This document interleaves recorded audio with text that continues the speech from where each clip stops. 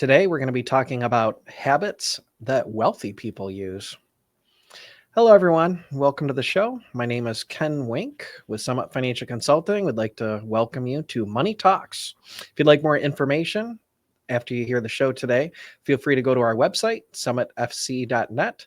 Go to the podcast page. You can subscribe on your favorite podcasting site and also check out some old shows. So you've probably heard that there are people who are just born with a bunch of money or they won the lottery. But the truth of the matter is that most people who are wealthy didn't start wealthy. They started modest and then they just had some good habits, and that eventually led to being wealthy. So today we're just going to talk about some tips and habits that you could use to become wealthy yourself someday. But before we jump into that, let me introduce my co-host, Tony Shore. Tony, how's it going? Back to school in full force over there in Minnesota? Oh, yeah. Yeah. It's actually started to cool down already. We're going to hit the 40s for lows this week. I can't believe it. But yes, actually fall, I've said it before, my favorite season. We're in it. We're in it to win it, Ken. I love football season. I was going to say football, check. The changing leaves, kids back to school. Yeah, things are going great here. Actually, I went to the Minnesota State Fair, which is the second largest state fair, and had cheese curds. I had the most amazing garlic cream cheese wontons. Oh, wow. These Amish donuts that would melt in your mouth. Just amazing food at the Minnesota State Fair. The second largest in the country. In fact, they have the single day record. I think they have the single day attendance record, 280,000. Set hell. back in 2018. This year, the highest day was like 227,000 single day attendance. That's single day attendance at a state fair. That is wild. Yeah, I just would have figured it would have been like in Oklahoma or Texas. Texas has the largest, but the reason theirs is actually the largest is theirs goes 2 weeks. Ours only goes a week and a half. So that's one of the reasons theirs is considered bigger, but we hold the single day record. So all right, there you go. Yeah. Yeah. Average people per day, you're probably killing them. Yeah. Well, they do pretty well too, but yeah. We have this year the weather was perfect for the fair. I mean, 70, sunny, no rain. It was not too hot, not cold, not rainy. It was perfect. So how about you? What's going on there? Just had the kids start school this week. So, that's always a fun, exciting time, meeting new teachers and having all the classes get all jumbled up. My daughter is very happy. My son, all of his friends are in other classes. So now he's in 5th grade and got to make new friends for the most part. So he's hard about that. I bet he'll figure it out. He's got to have that social personality and just get out there and be nice. And, I always look at challenges as opportunities, right? It is an opportunity for him. He'll learn from it. He'll grow from it. That'll help him grow. I remember that was the end of the world when my best friend wasn't in any of my classes. You know what I mean? Oh, my 2 best buddies, we don't have any classes together. That was the end of the world. You know what it's like to be in 5th grade and none of your friends are in any of your classes, or 6th grade, 7th grade even. It feels like the end of the world has ended. It does. Yeah. Life dealt you a serious blow. And then you look back on it and go, well, that was no big deal. Yeah. Well, and he's 10. Like he's still a little guy. Yeah. He's still right. Figuring it out. Well, yeah, exactly. He'll figure it out, though. That's good.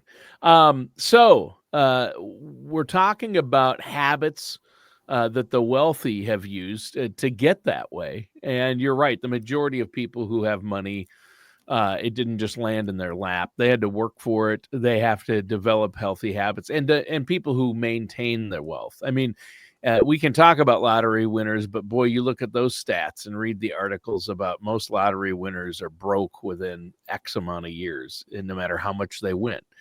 So whether it's 100 million or 50 million, you'd think, how could you ever get broke if you had $50 million? Well, they didn't come to Summit Financial and get a financial plan in place. Otherwise, they would not run out of money especially if they had that much of a nest egg to start with, right? So, but people who can maintain their money have to have these healthy wealth habits, right? Yeah, and we take care of 1,000 families here, and I would say less than 1% inherited the money or had some type of windfall. It Right. was 99%. They just grinded and followed good financial Savers, rules good and habits. savers, Yep. yeah, and good habits, yeah, to keep it. Right. So where do you want to begin with this? What's the Uh, first habit? Try to always lead off with the best one, and Sure. that is just to pay yourself first. And people have probably heard this before from their grandparents, but if you pay yourself first and treat it like a non-negotiable bill that you have to pay every single month, just automatically save 10, 15, 20% of your income for retirement.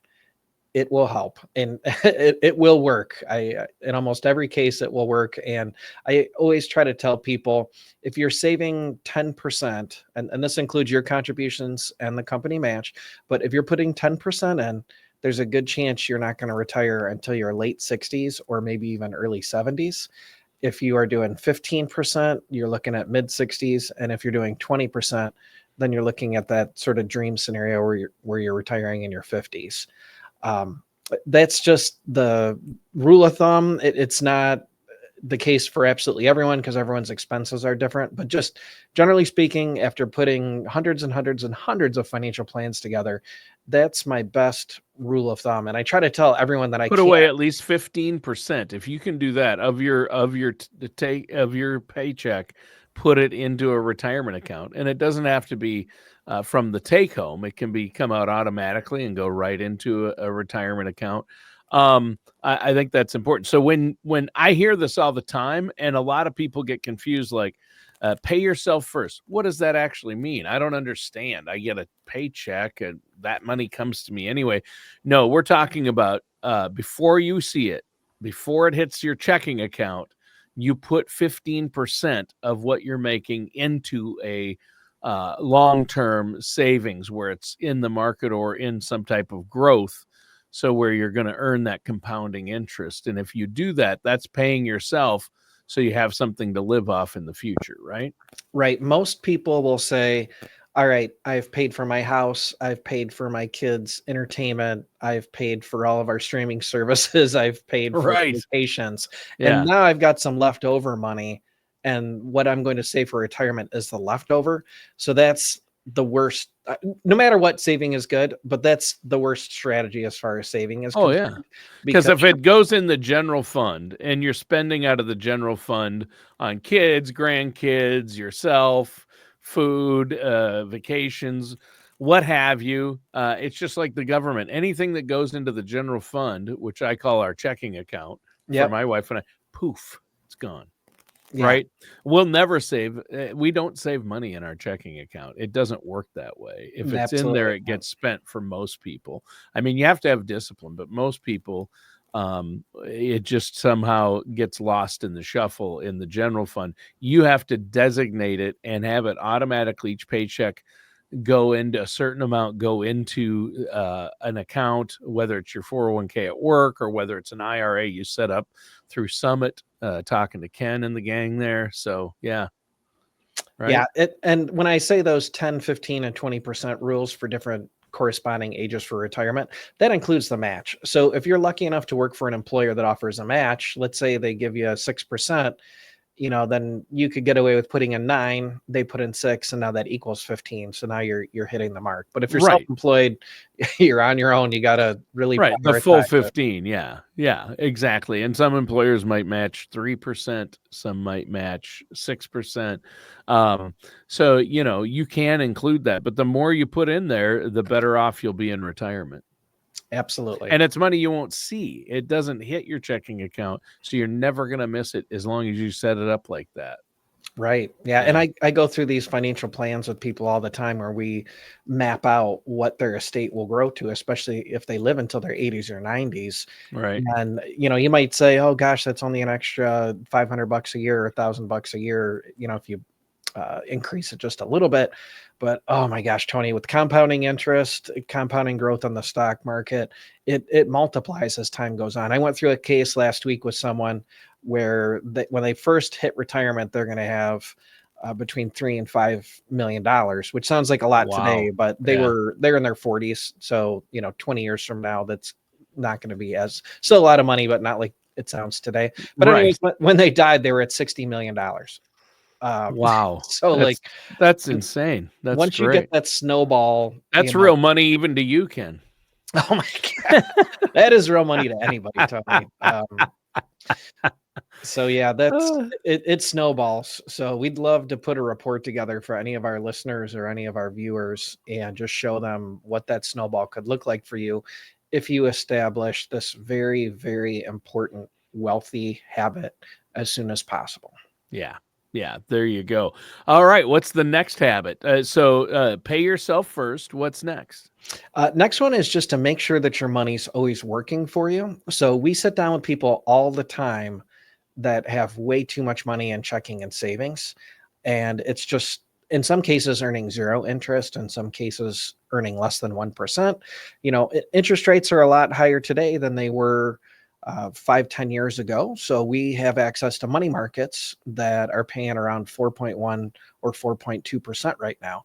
And people just don't realize how much that can again add up and compound and snowball as time goes on. A lot of people were trained from their parents or grandparents or just their own nervousness to have tons of money sitting in the bank. I've seen people had $50,000 in the bank. I saw somebody last week who had $250,000 just sitting in the bank making next to nothing. Wow. And That's they're crazy. missing out on 10 grand a year of Yeah. interest with basically no risk and no fees. There's options out there. You just need to sort of get your head up out of the sand and look around a little bit and see what the options are that are available out there. So Well, you have to work with a trusted financial professional. Don't make the moves or decisions on your own. You can make costly mistakes like that one, for example, right? right. And it depends on what tax bracket you're in too. So like Yeah. even if you're looking at don't just walk into the bank and take whatever they're going to sell you. You could look at a municipal bond or a municipal money market or a government money market. And now not only are you getting interest, but it's tax advantaged too. So there's options that are out there that a financial advisor can potentially point you in the right direction. But no matter what, just make sure that all of your money is working for you. We want to try to make as much money as possible, but also look at taxes and make sure that it's getting taxed as little as possible. Make your income and what tax bracket you're in should dictate what type of savings account or high yield account that you use. Don't let the bank, just sort of push you into something. Right. Do your own due diligence and see what's the best fit for you on a tax adjusted basis. Yeah. I mean, taxes play a huge role in habits and things that the wealthy do to get to keep more of their own money, right? And build their accounts. I mean, taxes are huge. So, what's next? What's the next habit? So next one is live below your means and basically avoid No, lifestyle. what? We don't want Come that. Doesn't sound on, like we very don't much want to have fun. to do that. That's not. You know what? I think that's scary. That's scary to a lot of people out there. That's where we struggle, right? Absolutely. Yeah. I mean, family vacations, keeping up with the Joneses, that new outfit, they're all very, very enticing and hard to ignore. Here's my best tip on this, Tony. When you get a raise, rather than spending that money and saying, "Ooh, I've got more money I can Yeah, spend," increase your 401k contributions yeah, correspondingly, or at least take half of the raise and increase your savings towards retirement. Avoiding that lifestyle creep, where I mean, most people they get a raise and that money's spent before the first check even arrives. So you or want to spend. contribute it to a Roth, or do something like that, right? Yes, yeah. Investing in a Roth IRA would be a great way to take that raise and put it to good use. With a Roth IRA, any money that you put in, if you needed to inside a Roth IRA, you can take it out at any time for any reason with no taxes and no penalties. But the goal is to leave it in there, and if you leave it in there, it will grow tax free, not only for you but even for the next generation Yeah, too. It's a yeah. great wealth creation tool.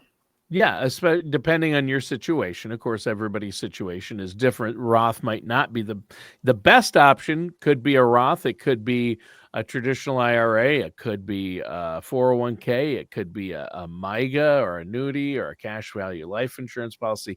It could be more stock investments through your IRA or 401k. So there are so many options out there. So It many. just depends on the person's individual situation, correct? Yeah, yeah. And I'm not necessarily talking about clipping coupons here. I mean, which is great if Right. you have time for that, but it's just sort of a mindset. And wealthy people, especially wealthy retirees, they don't see money as something that they just want to spend as soon as possible. They don't see golf clubs. They don't Right. see the vacation. They see it as a way to invest it. And Sure. that's a really big mental shift for people to say, wait, I don't want to spend this. I want to save this, because if I'm spending less than I make and setting aside the difference, you're accumulating wealth. You're getting assets rather Yeah. than liabilities. Yeah, exactly. So what's another big difference between people who build wealth and those who struggle? The wealthy people typically do not use costly debt. So if you can get an asset, or even if it's a depreciating asset like a car, and you get 0% interest, that's one thing. But if you're using high interest credit cards, that's a disaster when it comes to wealth creation. Mm, If you use a credit card for points, I use a credit card for absolutely everything. I get points, I spend the points. But you want to pay off those balances quickly, every single month if possible. If you have unfortunately accumulated some debt and you're hearing this and you're looking for a way to possibly get out of debt, we highly recommend using the debt avalanche or the debt snowball approach. We could do a whole show about that, but basically, with the debt avalanche, you make the minimum payments on everything except for the debt that has the lowest balance. And then once that debt is paid off, then you use the money that you're using to pay the old debt and work on the next debt. Another strategy is the debt snowball, where you take the debt with the highest interest rate, pay that off first, and then pay the debt with the next highest interest rate, pay that off next, and just keep going down. sure. We can run an analysis for you and figure out which strategy makes the most sense for you and your individual cash flows. But as far as wealth creation is concerned, we want to try to avoid debt. We would rather pay, I mean, the dream scenario, Tony, is you've got interests that, or dividends that are being paid out from investments that you've made, and then use that to make purchases. So actually pay with cash, and better yet, pay with investment proceeds, rather than accumulating a bunch of debt and increasing your monthly payments on everything. There you go. Well, especially high interest debt as well. So, how can somebody like yourself, a financial services professional, can potentially help people out there develop some of these habits? How do you help your clients with this? That's my favorite thing to do, Tony. Genuinely, that's why I got into this career. Was I just Right. really enjoy helping people Yeah. and setting goals and accomplishing goals. Whether I am folding a basket full of laundry or trying to get someone's retirement together, I want to reach the goal. I want to finish what I started. I want to get across the finish line. So, for anyone that's listening or watching, we would love to put together a retirement income plan for you. We can tell you if you're saving enough for retirement, at what age you're going to retire at, if you have a goal of helping to pay for college for your kids. I have clients that want to spend $50,000 a year on vacations. It sounds crazy, but there are people doing that. And that was their game plan: was, I'm going to work hard, then I'm going to retire, and then I'm going to see the world. So whatever your goals are, whatever your dreams are, bring them on in. We'll help come up with a game plan to accomplish what we want to accomplish, obviously within reason. But I would love to put together a game plan for you, and then just give it to you for no cost. Yeah, there you go. I think that's great. And all they have to do, our listeners and viewers out there, pick up the phone and call 586-226-2100, 586-226-2100, and or go to summitfc.net, right? You got it. All right. Well, hey, we're talking about some habits that the wealthy use that you can utilize to get there yourself. What's another highly effective habit that you've seen work to help people reach their financial goals? Having a plan, be the man with the plan or the woman with the plan. Sure. And, just figure out what your goals are, figure out what your expenses are, figure out what your expenses will be in retirement, most likely, and how much you want to spend on gifting and college and vacations. And then make sure that your savings and your investment strategy matches up. And then you also got to be prepared for surprises. You don't want to cut it too close and run into trouble once you're retired. So we do got to look at healthcare and how that's going to be paid for and what the expected expenses will be at retirement. And what if, God forbid, you need long-term care, if you have Alzheimer's or a long-term cancer diagnosis. There are so many things that can happen that could potentially derail a financial plan. So we got to have some breathing room in there too. So having a game plan, knowing what your expenses are now and what they'll be in the future, how much you're saving, what age you can retire at, the better your plan, probably the more content and less stressed you're going to be too. That's been a fun side effect that we've seen from our clients is when you have a plan in place, you just sleep a little bit better at night. So yeah, or a lot better. I mean, yes. honestly, when the most stressful thing for most people are finances. And once you get a financial plan in place, a retirement income plan for your future and a financial plan, it's just like a weight lifted and you don't have to worry about it. And that's the beauty of working with, again, a trusted fiduciary like yourself, who's going to be looking out for your best financial interests, and you plan, right? I mean, that's the Absolutely. key part of all of this. And as I like to say, it's like voting in Chicago. They say vote early, vote often. Plan early and plan often is what you always say. Plan early, plan often, right? Yeah. Yeah. And building off of that, invest early and often. Yeah, So, early and often. if you're in your 20s, like I just, somebody called in yesterday and he's 22 years old and he has $2,000 that he saved up from his first job after college and he wants to get going with investing. And I couldn't be happier to give him a hand because if you start seriously saving for retirement when you're in your early 20s, or even if you get a later start in your 30s, just get that ball rolling, You're going start to be saving set. today. If you give every month or on a regular basis, you're going to be set. My daughter puts money every month into a Roth, and she started it when she was 21. I mean, she's 22 now. She's been doing it a year, but that's huge, right? I mean, by the time she's 65, she'll be set.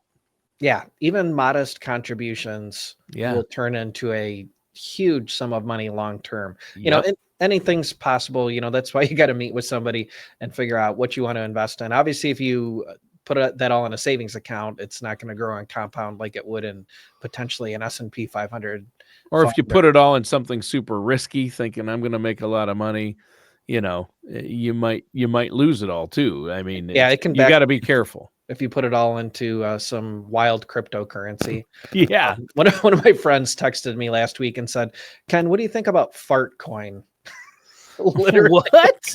Yeah, there's a cryptocurrency called fart coin. There is? Yeah, and Oh, it's just a man. joke. It has no practical use. It's what they call a meme coin. Uh-huh. So yeah, if anyone walks away from anything with this show today, I do not recommend fart coin. Yeah, you're not supposed to make personal recommendations because before you get to know someone. But I think we can safely say that Fartcoin is probably not the best idea. I think I think we can compliance is going to safely let that one slide. compliance has got to let that one go. That's a safe bet right there. That Fartcoin isn't going to be good. Yes. So Yeah, just that's early and often and in the right investments. Yeah. But again, everybody's situation is different. And, the answer is it all depends. You've got to, that's why you get to know people you work with. That's why you invite our listeners to come in and viewers at no charge, no obligation to have that consultation. And you can look at where they're at, see where their accounts are at, see what they have within their 401ks or accounts that they have, and then make recommendations and come up with a plan. And that's the key here, isn't it? Yeah, absolutely. And it's just taking educated risks too, so We want to make sure that you've got a good mix. We don't want to, like you said, we don't want to put all of our eggs in one basket. We don't want to be overly risky. It's okay to be diversified in a lot of cases. Again, recommend meeting with a financial services professional to make sure that you're overall allocated well. A lot of financial services professionals will say, you don't have to give me the whole ball of wax. Give them some of your money and then just get advice on all of your money. That's okay. Just get some advice. I wouldn't necessarily use AI or Google to make your long-term financial decisions. No, there's so many inaccuracies. I mean, you see it all the time. A friend of mine does these lake maps, and he creates these 3D lake maps, and he has to get, depth information and size of lake. And he'll look up the official numbers online and get a couple sources. But then for kicks and giggles, he goes to the different AIs like Chat GPT or Gemini and puts it in. What is the depth and what is the maximum depth and size of this lake? And they're almost always completely wrong, not even close. Wow. Yeah. So you have to be careful with AI. That's another thing. Yeah. Make sure you're not using AI for your own financial. AI can be great for some things, help writing stuff and coming up with some facts, but you have to, if you're getting hard numbers, you got to double check them. That's for sure. And nothing is going to replace face-to-face for financial advice, because somebody has to know your personal goals and your wants and your own personal risk tolerance. Everybody's a little bit different. Absolutely. Or a lot bit different, right? Yep. Like in my case, people tell me I'm a lot bit different. So I don't know, Ken. Yeah. So is there anything else on this topic you wanted to touch on or let our listeners know? Yeah. Last thing is just prioritizing assets over liabilities.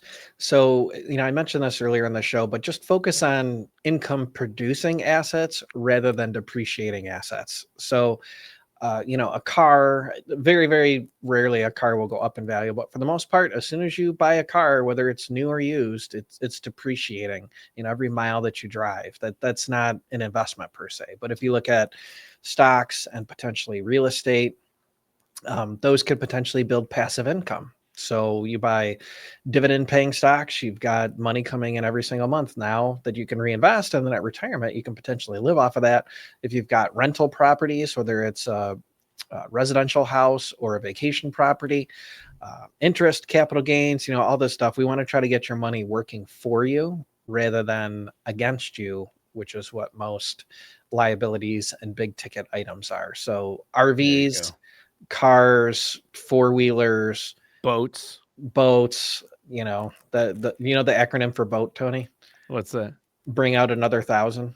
Yeah, exactly. Yeah. That's all the black hole of money. It's a money vacuum. The two best days in a boat owner's life: the day he buys it and the day they sell it. That's right. Yeah, exactly. And it's like Chuck Lucius told me, Tony, you don't need to ever own a boat. You just need a friend with a boat. That's right. Yeah, you don't need to own a boat. You need a friend who owns a boat. Yep.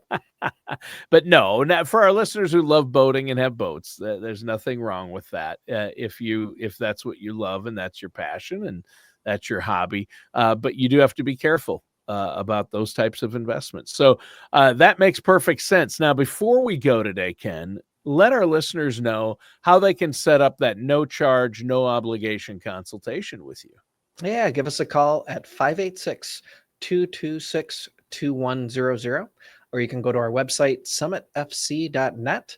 It's not just me here, Tony. We've got 7 financial advisors that are here ready and willing to help out any way that we can, answer questions that you might have, put together a retirement income plan, figure out how to pay for college, find out what year you're going to retire at, how you can pay down a debt that's been pesky, whether it's student loans or that old fifth wheel in the backyard, whatever is going on in your life financially. We would be happy to provide our recommendations. Excellent. Yeah. And again, that phone number to call is 586-226-2100, or go to summitfc.net. Thank you for listening. Thank you for watching, viewers. And again, pick up the phone, give Ken a call. Ken, you love to hear from our listeners and viewers out there. I know this. So I'm hoping you'll get some calls. People have questions about what we've been talking about, and either get a second opinion on the current plan or get a plan in place for your finances. And that does it for today's episode of Money Talks with Summit Financial and our host, Ken Wink.